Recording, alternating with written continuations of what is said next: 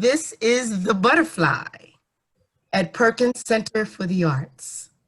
The Butterfly is a storytelling concert, and it was created based on the need for us to come together as a community and people to share stories in the community. Everyone has stories to share. About to go live now. And we'll try that again.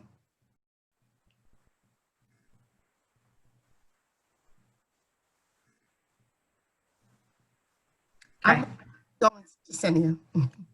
And the name, The Butterfly, is named after Brother Blue, Hugh Morgan.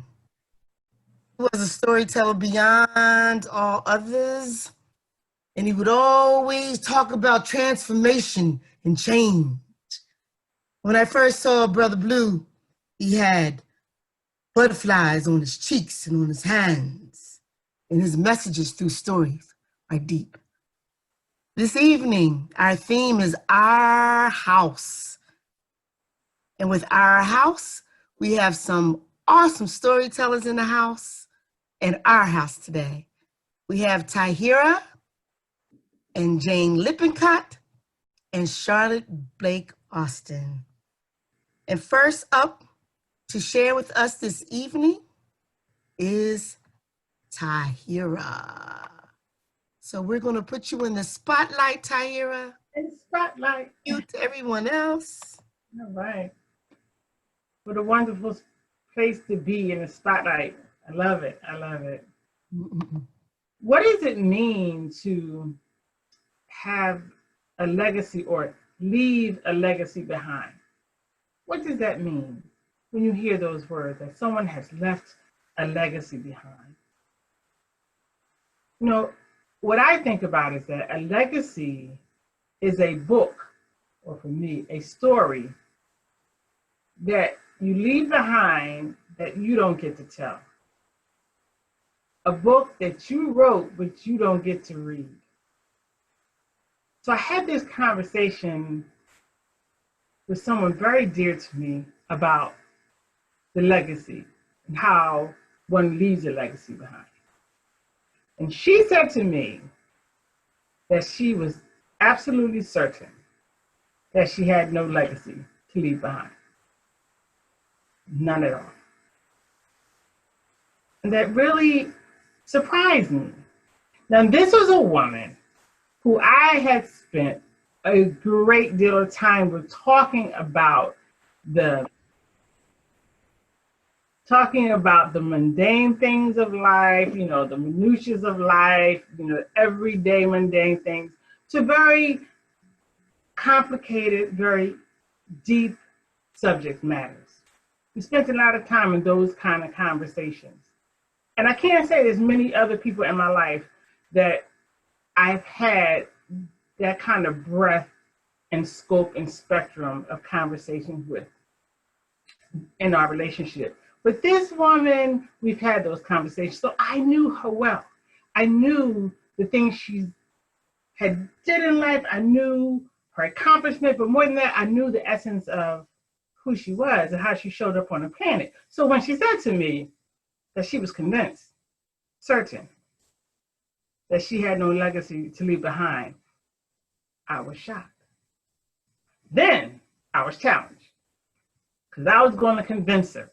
I was going to convince her that she had a legacy to leave behind. So one of the first things I did was, one of our favorite subjects was motherhood. We talked about that a lot. And she often told me that the challenges that I was facing in motherhood, whatever the topic may have been that day, she was always convinced that the challenge I was facing was because I only had one child. She had 7. So I said that, you know, motherhood, right?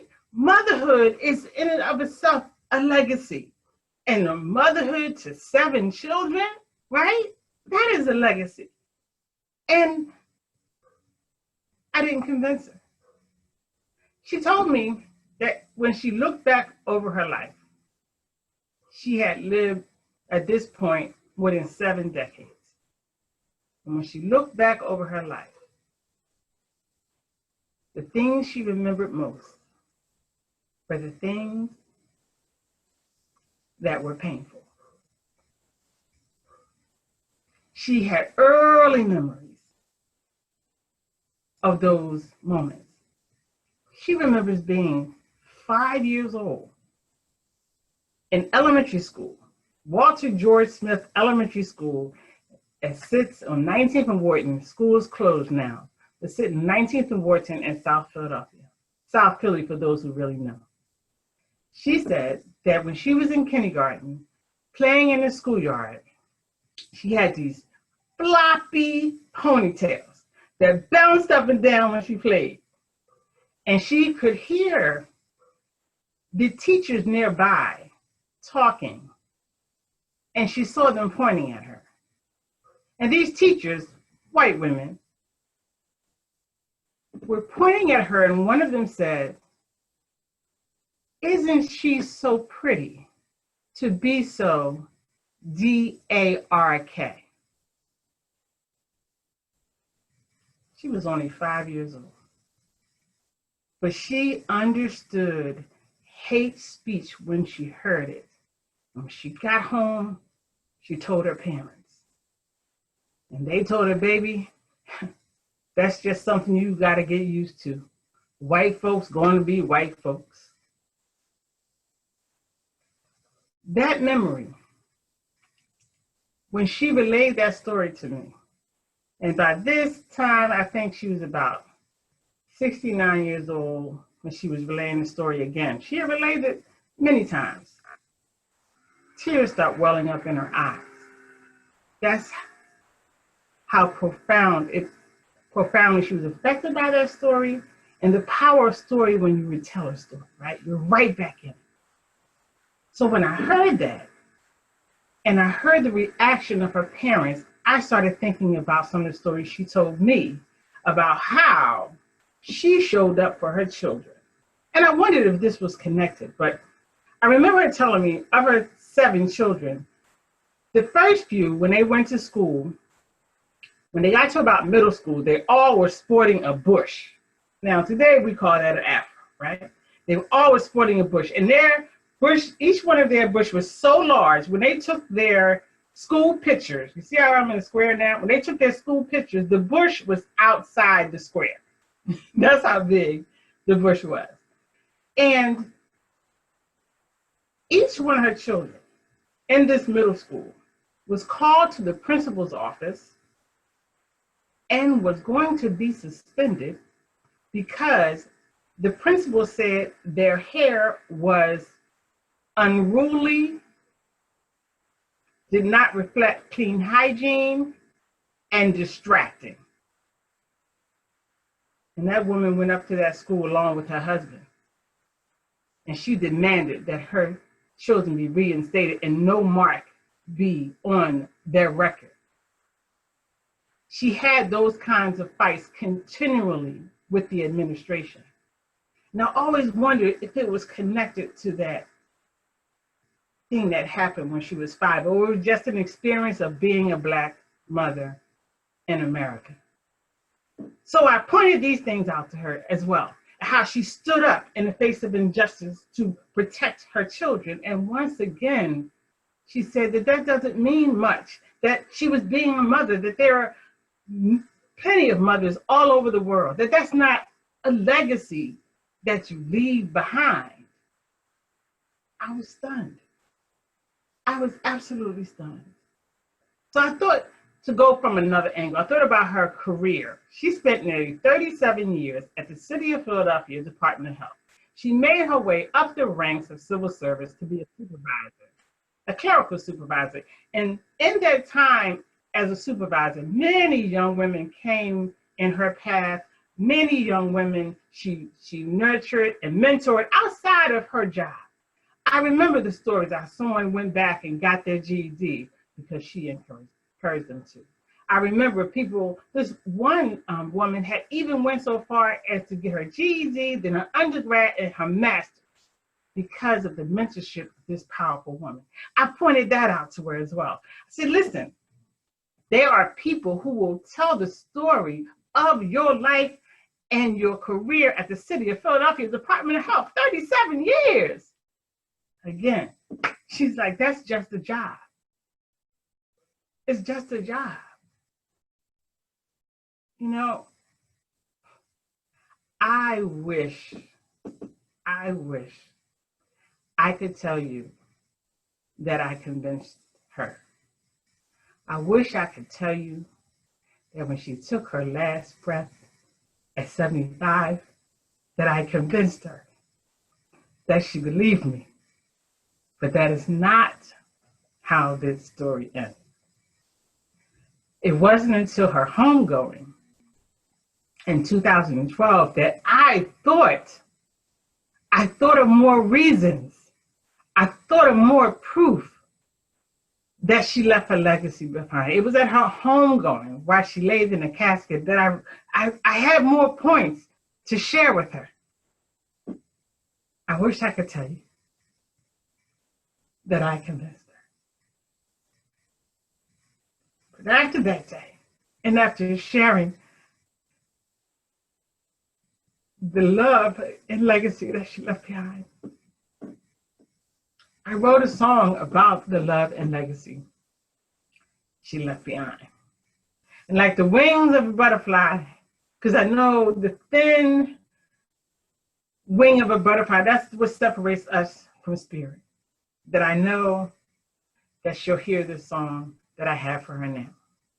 So this is the song of the legacy, Martha Lavinia Stevenson Burwell. Left behind, this is the legacy that my mommy left behind.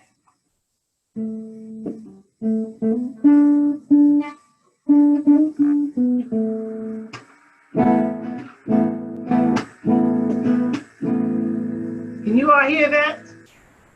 You can? All right, because the amplifier is not on. So we're going to see what happens.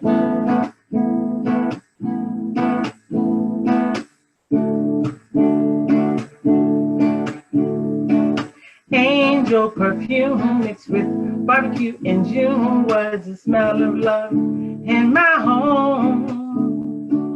Dressed to the T, she was the epitome of style and grace.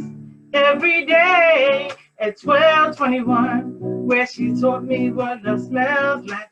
12:21, where she taught me what love sounds like. 12:21, where she taught me what love tastes like. 12:21, where she taught me what love looks like. 12:21, 12:21. Pancake pie on a Sunday in July was the taste of love in my home. I believe in you, there ain't nothing you can't do was the soundtrack of my life. At 12:21, where she taught me what love smells like. 12:21, where she taught me what love sounds like. 12:21, where she taught me what love tastes like. 12:21, where she told me what love looks like. 12:21, 12:21,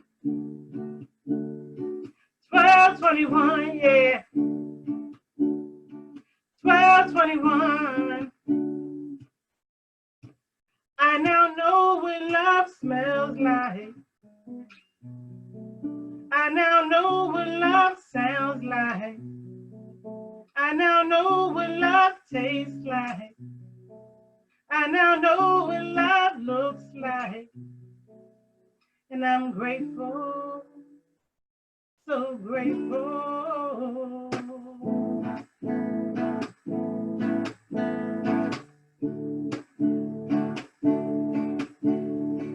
Mommy's now gone, but her love still lives on in every cell of my body. At 12:21, where she told me what love smells like. 12:21, where she taught me what love sounds like.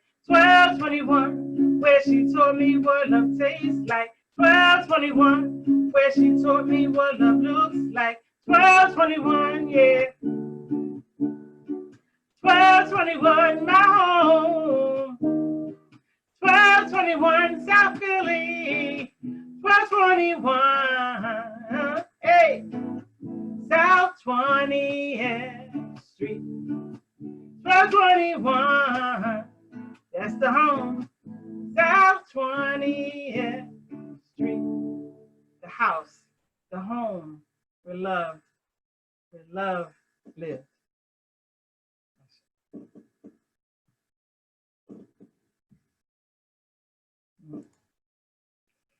All right, so Queen, you still muted. Right there we go. I was unmuting everybody else first. Jane, can you unmute yourself? I'm trying to hit you, but I want to unmute you so we can have response to Terry. Thank you so much, Sister Tahira, my sister, my girl, for sharing that story. Legacy, what a legacy. 12:21. You know, I've heard you sing that, so sometimes, even though I'm at 75, I'll be waking up singing 12:21. you know. Any other storytellers want to, say anything, Charlotte?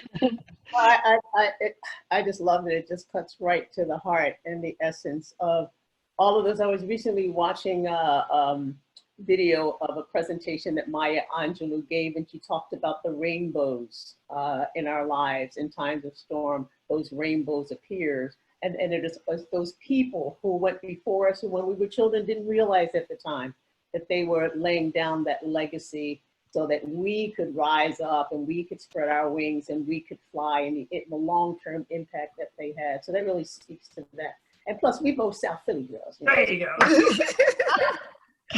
Yeah. James, you want to say, Candy, you want to say anything? I'm just noticing that you're about 4 blocks away from my daughter where she lives in South 16th Street. Wow, it's a small world. How about that? Something else that I got from you on this time, every rendering, we always hear something different. And I heard that our house, when it's a home, lives in every cell in your body. Yeah. The legacies that are left there. So thank you so much. Hey, Jacinia, we're going to yell out to Jacinia, see if anybody's responding on Facebook. Did anybody have any comments? I know it took us a while to get started with Facebook, and then it shut down, and then we came back. And it shut down. I am sorry to report that it shut down again. So it keeps starting. So I am going to need you to send it over again to host so I can pop it back up. All right. I think what we'll do, since we have the recording, is maybe just put the full recording on to Facebook at another time. But I'll send you back up. I'll send the host back over. Oh, okay. Whatever you want, whatever you'd like to do. But it was so beautiful. When I saw you kick out the guitar, I'm like, oh, what's going on now? I'm glad y'all can hear it, because I looked down, didn't see the blue button, and I realized I didn't cut it on. I was like, I didn't want to go out the frame. It was really beautiful. It was very gentle, very nice. It flowed. Yeah, it was good. It was good. All right. Okay, so now we're going to hear some stories from Candy Lippincott. So Candy, I met when I was a teaching artist, and we still, I meet her on Facebook more than anything else. She's an artist, and she has such an interesting life and a family. You learn about a family on Facebook, and so here we go. And you can follow Tahira at www.tahiraproductions.com. I know you went on tahiraproductions.com. And here's Candy coming up. We're going to give you the spotlight, Candy. Oh, I feel spotted. Okay. Hi, everybody. I'm Candy Lippincott. And right now I'm down in Palermo, New Jersey. By a little pond. It's not my home. I'm borrowing my sister's house. So the theme was our house. And I was thinking, spent a lot of time thinking about what houses meant, what houses I'd stayed in, and And my house is mainly a place I sleep, or when I get in there, the place I eat, or I visit people I love, place I go to and from every day. There's only been about 4 or 5 ones over my life that I've spent much time in. So I'll start back then. When I was 4, my parents moved into a place at the end of Albany Avenue in Barrington, and it was a bungalow, and I was 4, and my brother was just about 1. And so Mom and Dad were pretty busy with him. Dad worked out of the house, and Mom was a housewife, and so she mainly took care of Joel and me. The house was a great house for a kid to grow up in. It had a giant backyard that went down a hill and into a big woods with old growth forest and a stream. And it was a place that you could just be anything, do anything with your imagination. On the side of the house was a big old cornfield, and then another lot, and then another neighbor. But we weren't real close in distance. Across the street on the other side was a freight train railroad, which was great if you had an older cousin that'd take you there, and you could put nickels on, or well, pennies on the track. And when their train went by, they'd squash all wide, and the faces on Lincoln would get real strange. Mom didn't go for us doing that very much, but I love that house. And then one day, Dad came home from work. He worked in Philly, he took the bus every day. He came home from work and he looked really upset, and I noticed he was talking to Mom about the house, and he said, well, Jane, we've got to move. And she said, well, we've only been here a couple of years. This is our forever house. And he said, yeah, I know, but the state says it's the law. For the greater good of the country, they're going to put 295 right where our house is. And my mom said, that's ridiculous. And he said, yeah, I know, but it's the law. It's this thing they called eminent domain, and we don't have much to say about it. So Mom said, well, there must be something we can do. And he said, well, we'll look about, but I don't know. And so Dad talked to a lot of people, but it seemed like there was no way to turn it around. And so the state purchased the house with the plan of destroying it. And my dad had talked to some people, and they said, you know, you can buy it back from the state for pennies on the dollar because it's just going to be trash. And he said, yeah, and then what? And they said, well, there's these things called house movers. And Daddy sounded kind of interested. It seemed ridiculous. Who could move a house? So he called around and found this gentleman that had these giant structures that they would put under a house. They take the bottom of the house out, the cinder block part, and slide these big boards underneath it. And they look like trunks of trees, and then hook up a big crane, and they actually raise the house up. Only about 2 feet, 3 feet maybe, because the wheels on this thing, it rolled the house right up the block, about 8 lots up, where Mr. Hamilton had an empty lot. Mr. Hamilton saw a good deal when he saw a chance for some quick money, and so he sold the lot to Dad.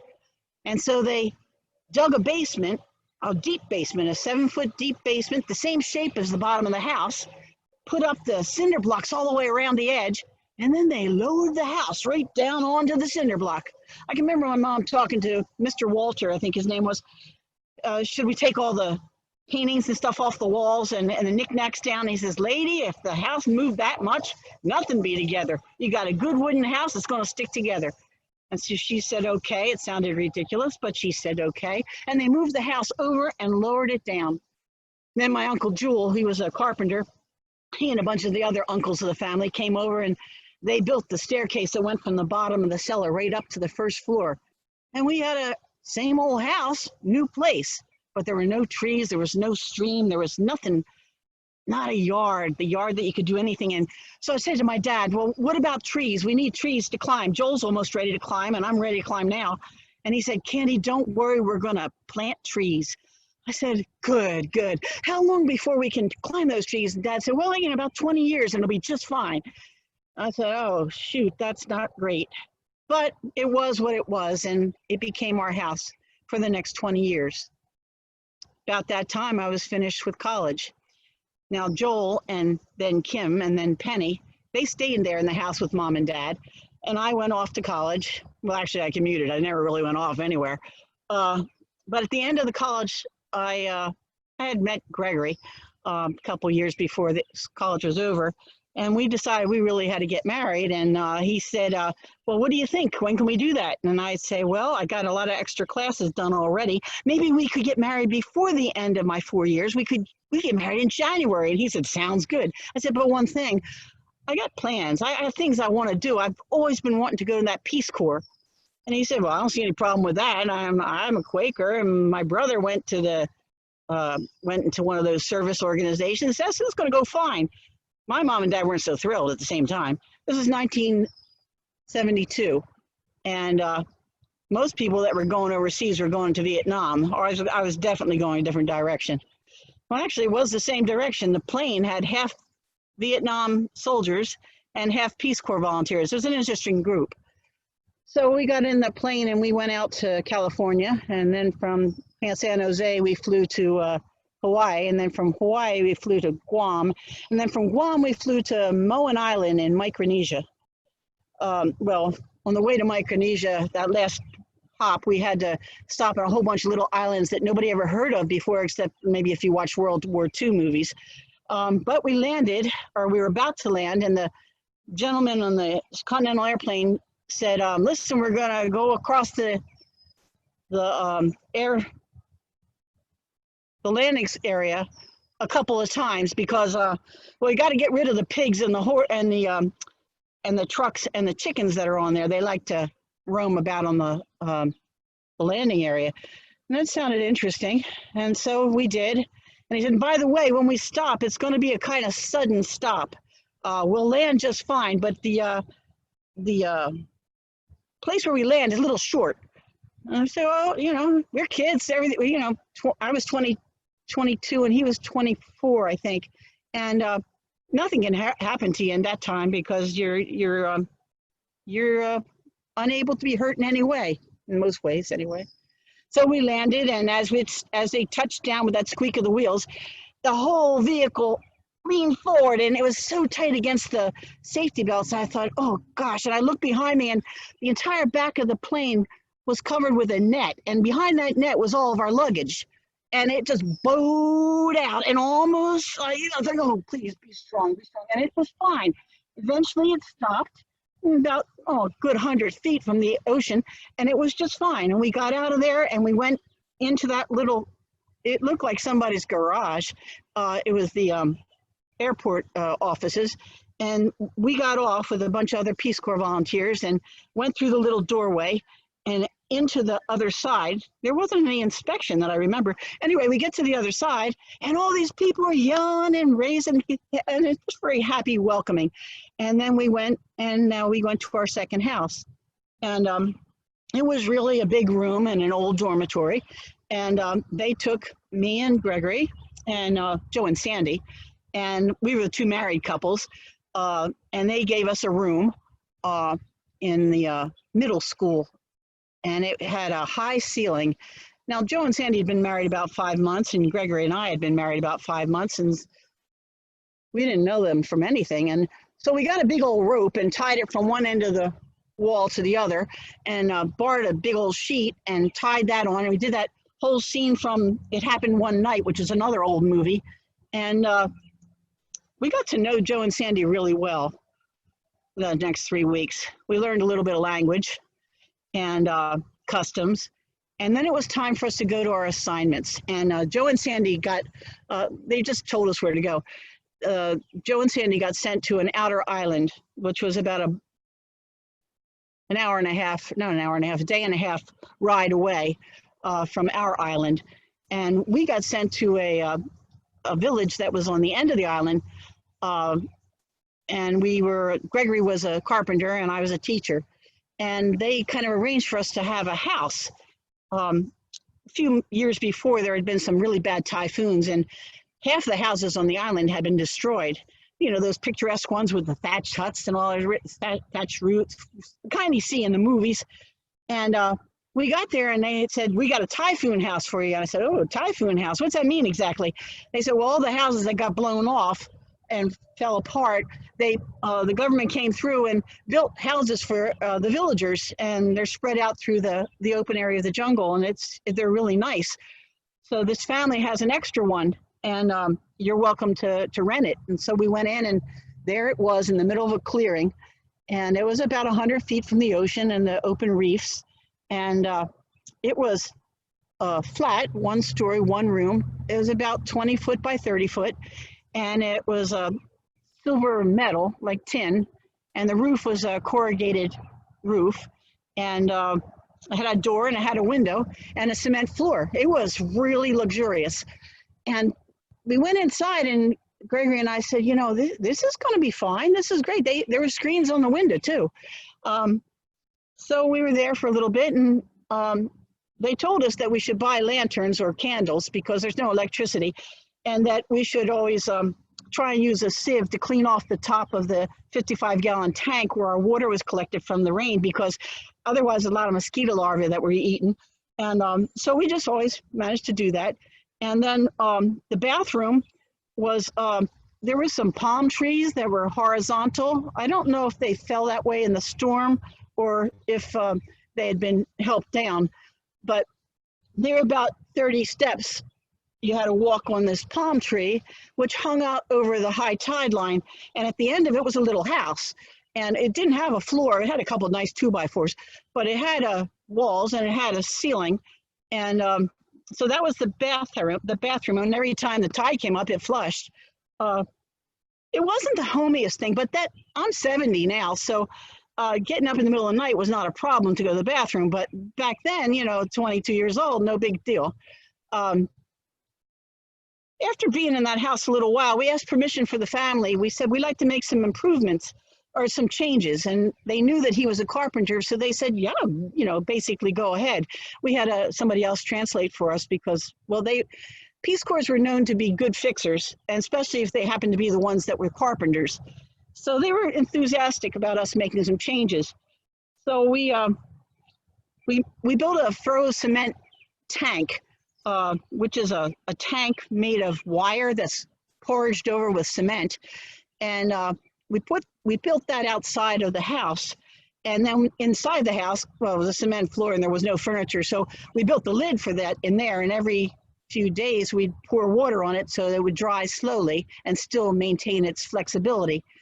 And then after a couple of weeks, we walked it out and put the lid on and attached a kind of a piece of PVC pipe to catch water from the roof. And it filled up in no time at all. The mom of the family, she put a combination lock on the faucet we had put in the bottom because she didn't want, it was quite a value to the village to have that water there. Then there was the outhouse. Well, Gregory didn't go for that too much, and I wasn't thrilled either. So we got a bunch of friends and we dug a pit down into the coral surface, and then we went to the local construction board and bought a toilet. Well, actually, it was a toilet bowl. They poured them out of cement, and they were kind of rough. So we went and got some of that stuff, like fiberglass, kind of like a lacquer, and we poured it over it so it was smoother. It kind of helped things flow, you might say. So we had the bucket for flushing, and every day anybody had to use the facility, we would fill the bucket when you were done and lay it outside the little house. That too got put a lock put on it. The mother of the family was very careful with her home. It was a good place to live.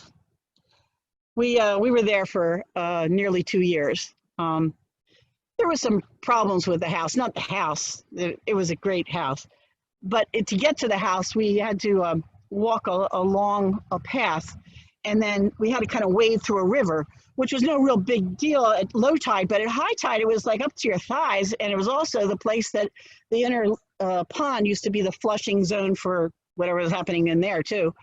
So we got a lot of infections and got sick a lot. Eventually we decided it was time to go home again. And we left for the United States, and then we got to our third house. We were looking for a house to buy, and Gregory was doing pretty well as a carpenter, and I was working as a teacher's assistant. And we were looking at house after house, and finally my grandmother says to me, "What's the matter with my house?" And she was like about 88 at the time. And I said, "Well, Nana, I didn't know that you wanted to sell your house." She said, "Well, what do you think? I've been waiting for one of you grandkids to need a house." And I said, "Well, I love this house." And she said, "Well, what do you think?" And so Gregory said, "Yeah, it's a good starter house." And I looked at him and I said, "Starter house? Yeah, babe, this is it." And so Nana moved into an apartment not too many blocks away. And I moved into 215 Virginia Avenue, Westmont, New Jersey, the house where my father had been born. And we were there for 40 years. And then I decided, well, Gregory passed on, and I decided that the house was really too much for me. So about that same time, my mother said to me, back at 124 Albany Avenue, Barrington, New Jersey, she said, "Candy, why don't you ask the kids to move in and rent it from you?" And I said, "Well, hey, that's a good idea." And so I talked to my one daughter and son-in-law and the boys, and they said, "That sounds great." So they moved into 215 Virginia Avenue, Westmont, New Jersey. And I was in an apartment for about a year. And then Mom and Dad needed some help.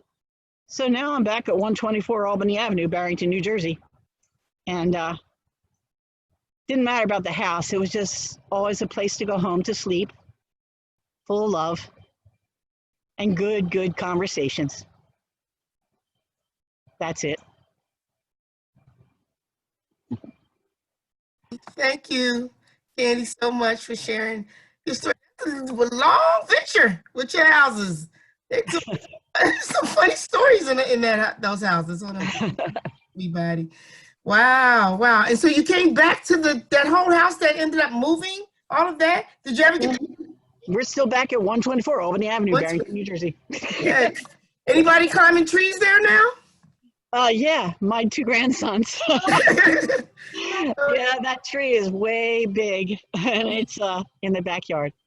All right, any story to hear it? Charlotte, you want to share? You know, talk about a tangible legacy. The fact that that house has been has survived several generations of your family is wonderful. But I had to also chuckle about the resiliency of youth. Your description of that, you thought it was just a great house, you know, with the little tin corrugated roof, having to wade through the water. I had a cousin who tends to panic sometimes in stressful situations, and she thought that perhaps during this pandemic we could just get ourselves a cabin somewhere in Colorado or something. At my age, I am too old to use an outhouse to hunt moose. None of that is happening. So it's all the things that we do in our youth that you just adapt and keep moving. So it was really fun to hear that characterization as well. And I thought it was interesting when you talked about lifting up the house, right? And I've heard of like prefab houses that are built like in a factory and then taken to a location. I never heard of a house that's been the place and lifted up and taken, and then only 8 blocks away. Didn't you say 8 blocks? 8 houses away, yeah. 8 houses. Oh. Houses away. Oh. Yeah.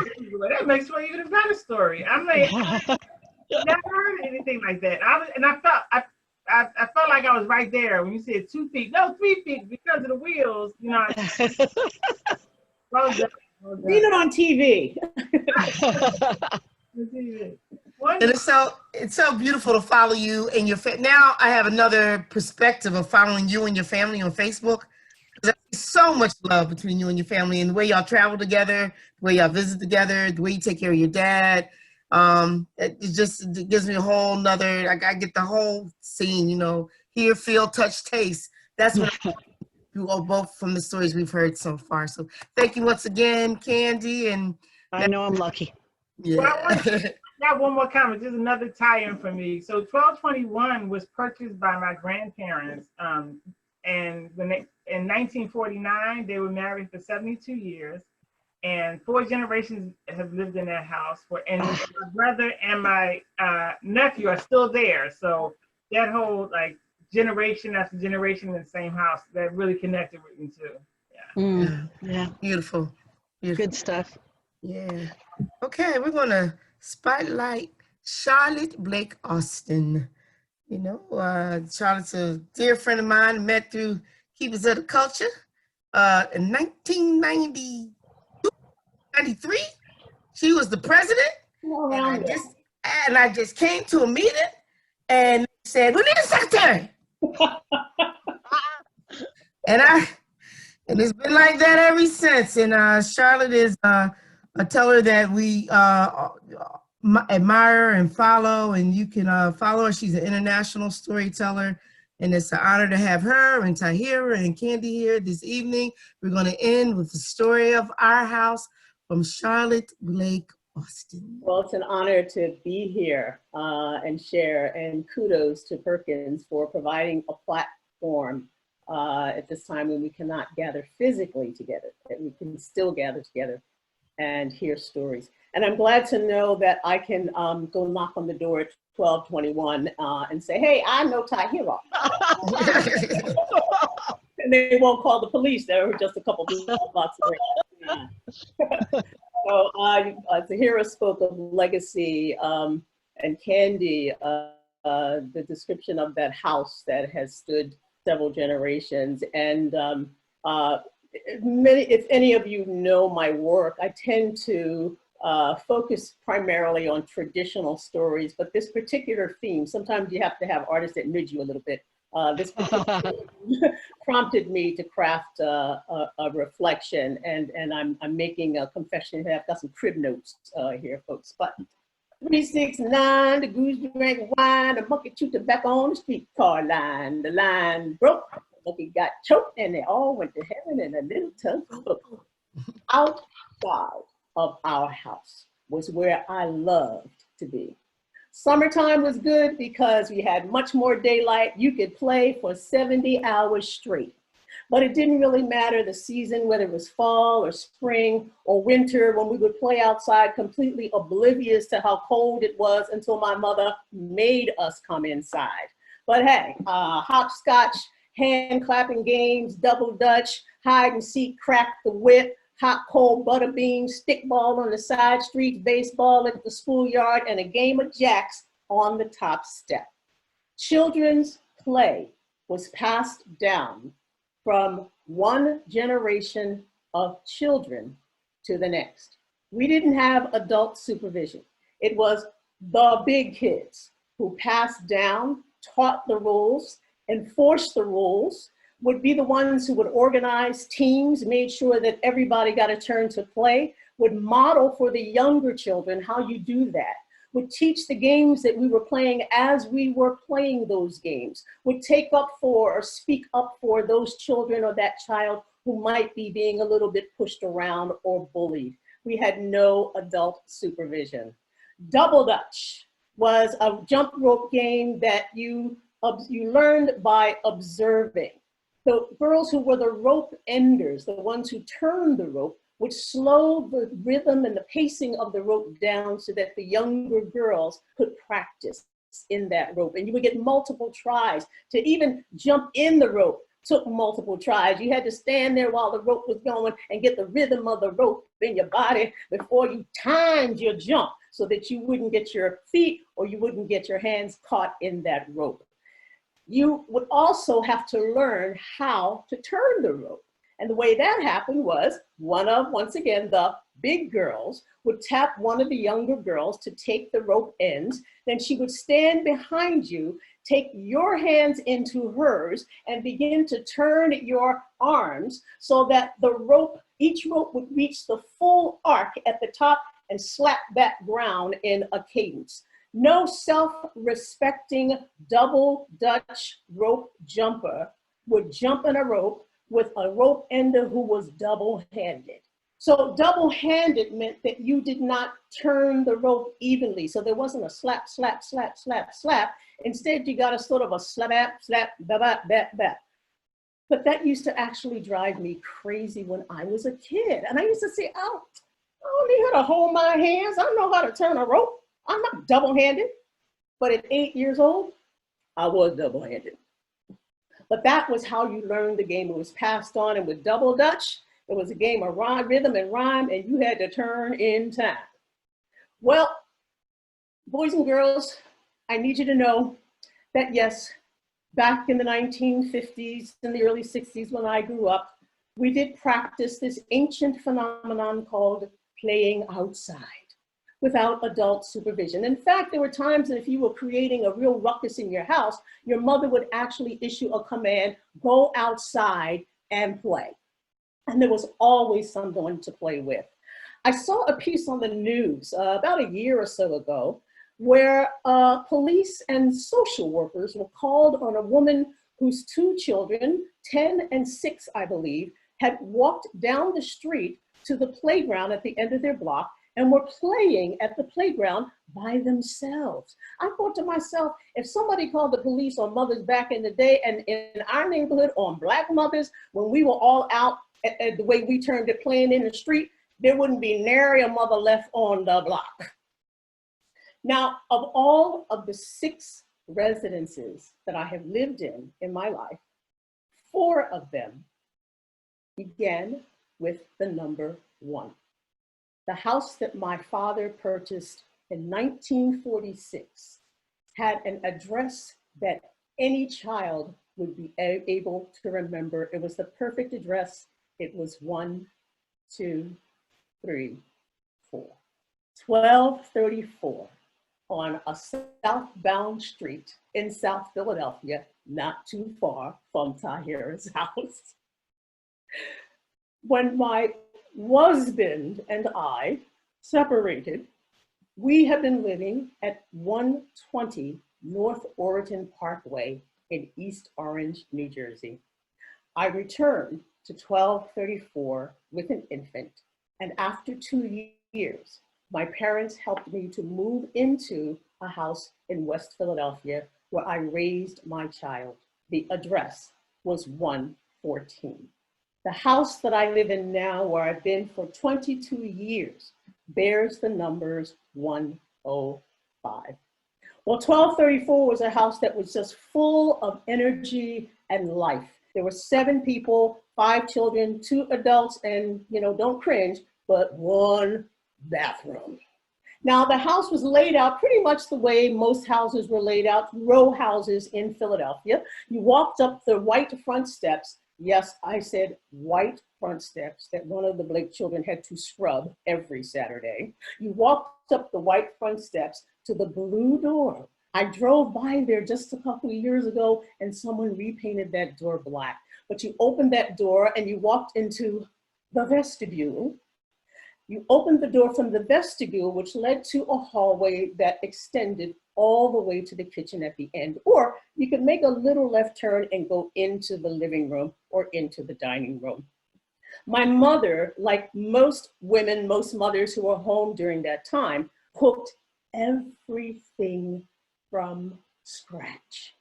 The hucksters in the summertime would make their purchases of produce, of fresh vegetables and fruit at the farms in New Jersey, come back across that bridge, drive through the neighborhoods and alert the households to what they had with sing-song rhymes, and women would go out and make their purchases. We snapped string beans, we shelled peas, we shucked corn. If you had spinach and you had greens, you had to wash those bad boys in the sink until the water ran clear. They had just been pulled out of the ground. So you would fill up the sink with water, you would put them down there, there'd be worms on them, there'd be all kind of grit and sand on them. You had to let them soak a little bit, you would shake them around a little bit, you would take out a bunch of them, shake it down, put it on the drain board, take another bunch, shake it up, put it on the drain board, you would drain that water out of there, you would wash the sink and rinse it, you put the plug back in, turn the water back on, fill the sink back up, put the greens back in there, and you would repeat that process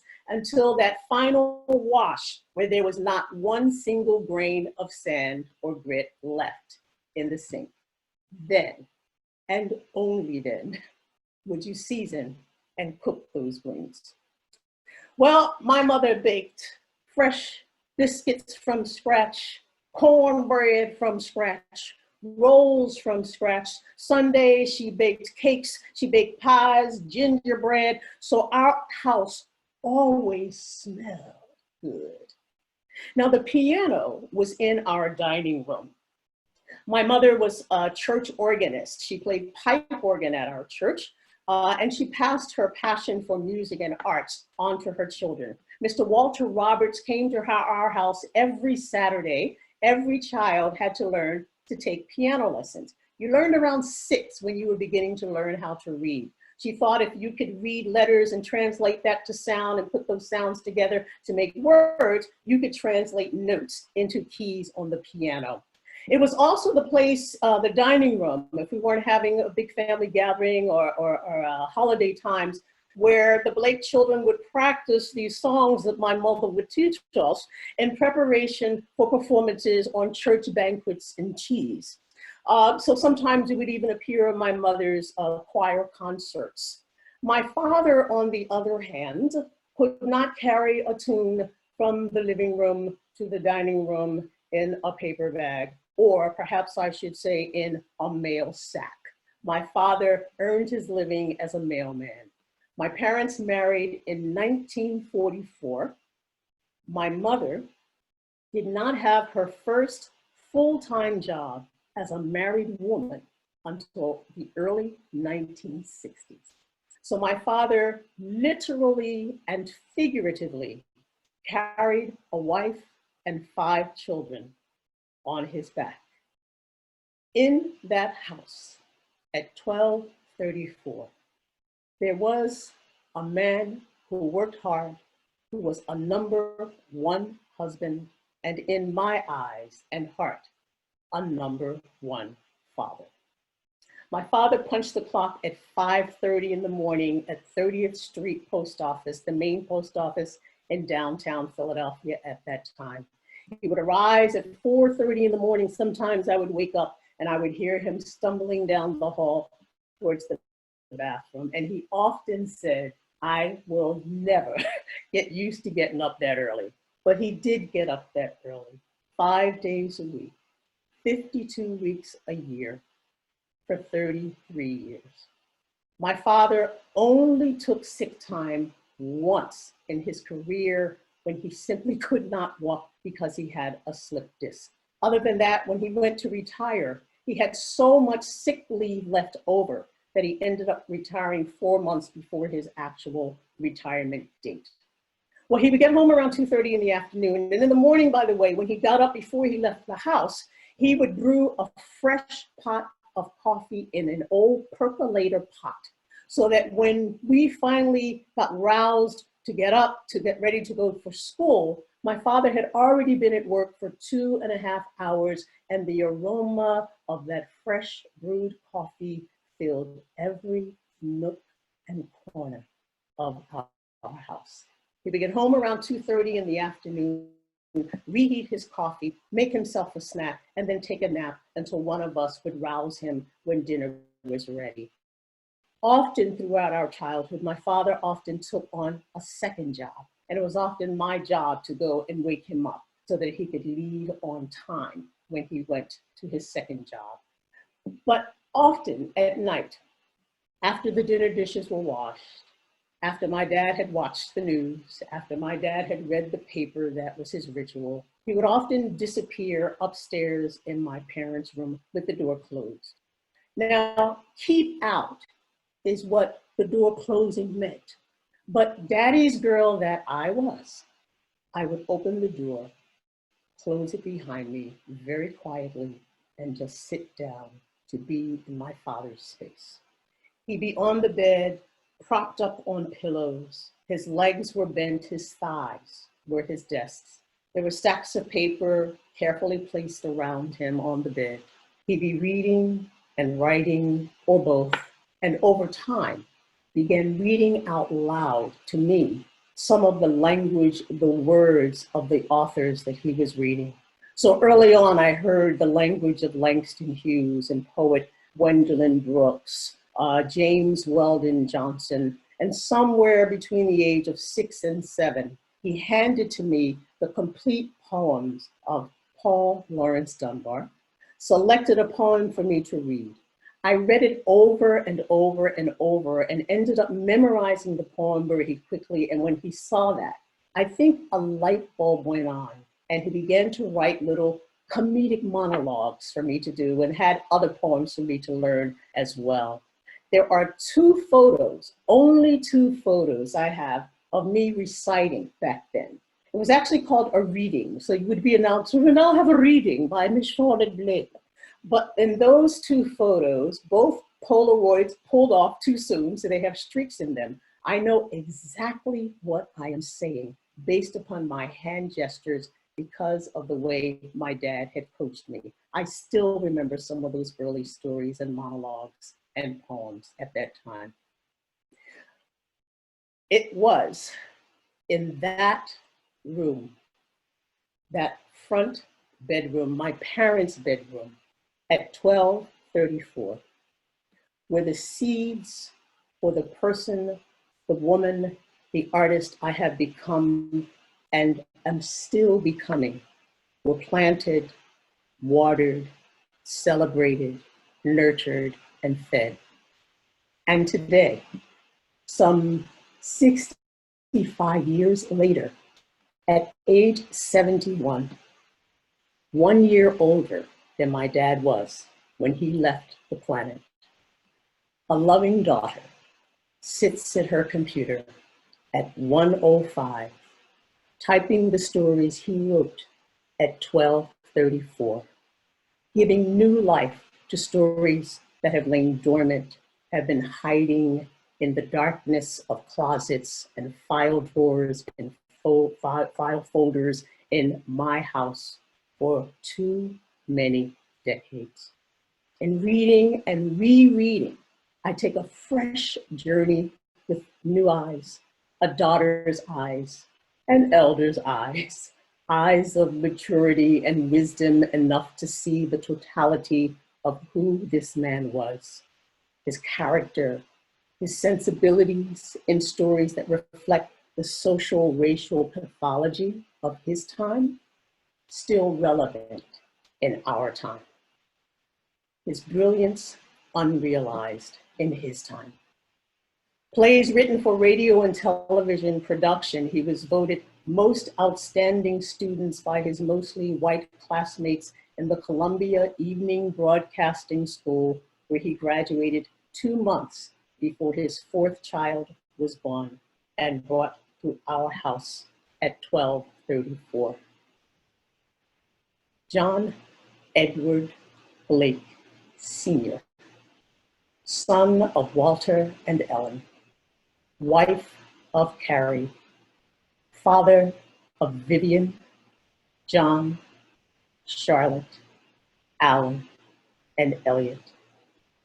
John Blake Sr., with the soft, cooling voice, but the pen of fire, has beckoned me back to 1234, making the documentation of his life's worth of stories at this moment, at this time, in my house, priority number 1, 2, 3, and 4. Wow, Charlotte. Okay, let me get myself together. How beautiful, how absolutely beautiful, and what a tribute. One of what I got so much from yours, but one of the singularly is the number one, really. Yeah. And the oneness of your life, of the oneness of your dad inside of you, the oneness of your home and your mom inside of you, the oneness of the and in this honor and this tribute of you writing those stories and capturing those stories now, you know, just beautiful. And of course, there's so many connections. I had the connections with Tahiris, and I had to hear the connection with, you know, my dad. And now I gotta wonder if my dad knew your dad, because my dad worked at 30th Street too. Really? Yeah, I told you he was a mailman too, but I didn't know, but that's where he worked. He worked at 30th Street. Yeah. They knew each other, you know? So any other tellers want to? And I just wanted to say, I was going to say I had the number one dad, but Tahira had the number one dad too. So I said a number one. Right. Yeah. I can't call her mom today, but she had number one dad over there. Yeah. Both daddy's girls. Yes, yes, Right. yes. That was funny. You said oneness, and I was like, look what's behind me. Yeah. Wow. Right. It's just so, just why it's like so many connections, and finding his or having his writings, and coming across them and keeping them and not knowing what to do with them, and they're here, there. There's so many connections there. But I have a bound book of my dad's poetry, and it went. The book went missing. Right. For a few years after I returned from Ghana, and I found it on the first day of this pandemic.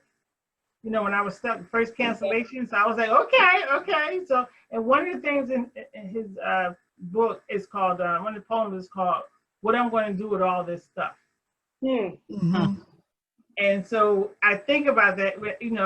I imagine, and he says it in that poem, but when we collect things, you've been talking about that on Facebook a lot, like, you don't know, like, do you keep all this? Like, those things are dear to you. Absolutely. They were somewhere else. Would it be dear to someone else? And what do you keep? What do you discard? I've been writing since I was old enough to hold a pencil, really. Like, I got my first diary at 6, and I still have it. And I write several times a week since I was 6. It was ridiculous, right? Do you keep those things, just in terms of what becomes a memory, a legacy, what becomes important? Is just so many pieces to this. I think at this place that the question often for me is, will this have value, long-term value to my child? Right. There are many things that I have that have value to me, but don't necessarily have significance to him. But what, like these stories of my dad that are reintroducing me to him all over again in new ways. What are those things that will have value to my son that he will be able to do the same thing that I'm doing and understand the depth and the breadth of who his mother was? Right.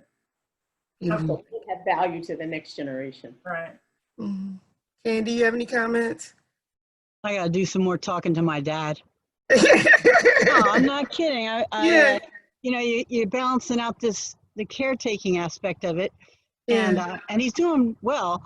But every once in a while, he gets telling stories about things, and it just requires a few questions, and then it opens to a whole bunch more questions, and I'm thinking, I better stop wasting time. Mm-hmm. Really, a recorder, record.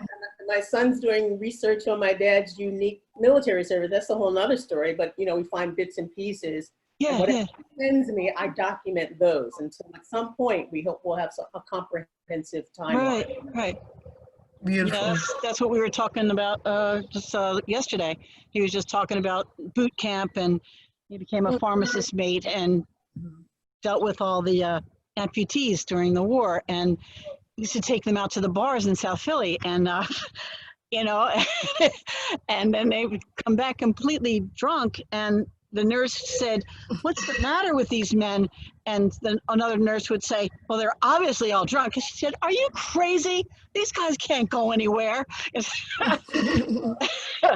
Dad had him have a nice time. I want to thank you so much, Tahira, Candy, and Charlotte, for sharing their wonderful stories and loving pieces of you at the butterfly. And Charlotte, I see you have on a butterfly. It's a beautiful butterfly. Well, I do have a blue butterfly for Brother Blue. I have to this is the one I have on. That's beautiful. Yeah. Yeah. Thank you. And I just want everyone to know, I know we had a lot of technical difficulties today, and Jasenia, I noticed that I think we're still not on Facebook, but hopefully we'll be able to edit this and then put it in a place that either, I don't know if you can reload it to Facebook or definitely on our website, but so that it gets hopefully more audience or another way to, or stream it. That's right, I can stream now.